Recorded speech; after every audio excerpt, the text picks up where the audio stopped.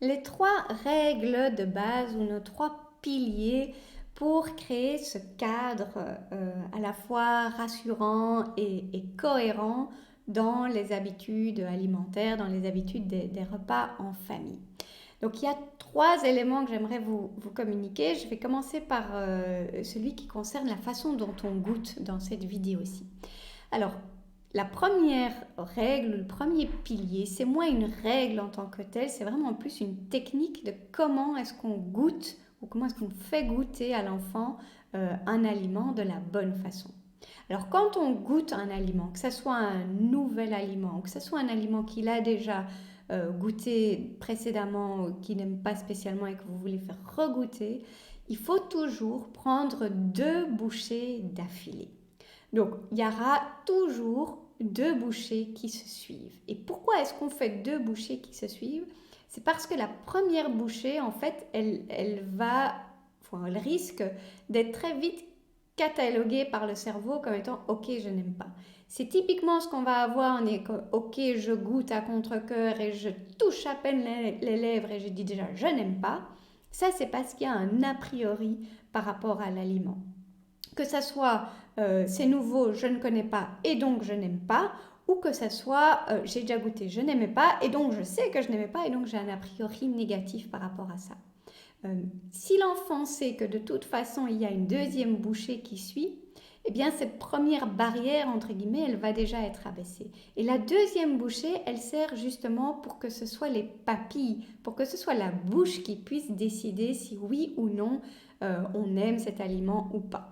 Et donc c'est comme ça aussi que vous pouvez le communiquer à votre enfant. Donc vous l'annoncez, vous dites pour goûter, on goûte toujours 2 bouchées d'affilée parce que la première c'est pour rassurer le cerveau quelque part et la deuxième c'est parce qu'on veut que ce soit les papilles qui décident.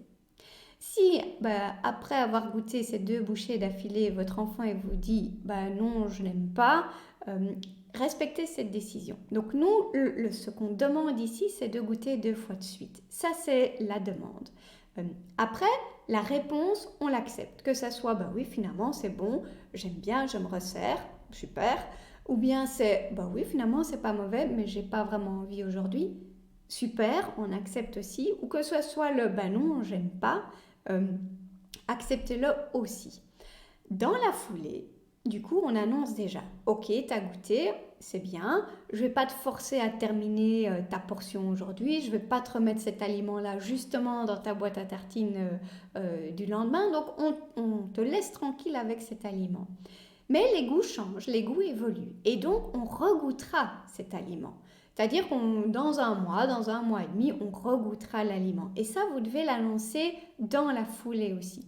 Pour 2 raisons. Alors, d'une part, vous annoncez que vous respectez sa décision. Ok, il est rassuré, votre enfant. Vous l'annoncez qu'on regoutera dans un mois ou dans un mois et demi. À l'échelle d'un enfant, un mois et demi, ça paraît une éternité. Donc, il se dit, ok, je suis vraiment tranquille pour un bon bout de temps.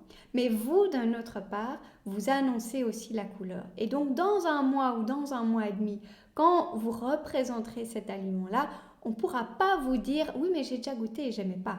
Vous pourrez dire oui, mais les goûts évoluent, les goûts changent et donc on regoutera. Et à chaque fois, on regoutera de la même façon, c'est-à-dire chaque fois 2 bouchées d'affilée. Et si la réponse est non à chaque fois, la réponse est non à chaque fois. Mais on peut vraiment aussi expliquer à l'enfant que il y a certains aliments qui vont devoir être présentés de nombreuses fois avant d'être acceptés. Alors certains ça va tout de suite, d'autres ça n'ira jamais, mais peu importe, quelque part on continue cet exercice tout en respectant la réponse aussi. Donc cette technique de goûter 2 fois, c'est vraiment une technique qui renferme des tas de choses. Donc c'est goûter de la bonne façon, c'est à la fois aussi quelque part rassurer l'enfant sur pourquoi est-ce que c'est si difficile de goûter des nouvelles choses. C'est parce qu'il y a le cerveau qui nous joue des tours là-dessus et qui déjà a catégorisé certaines choses, a pris des décisions sans même qu'on ait pu goûter.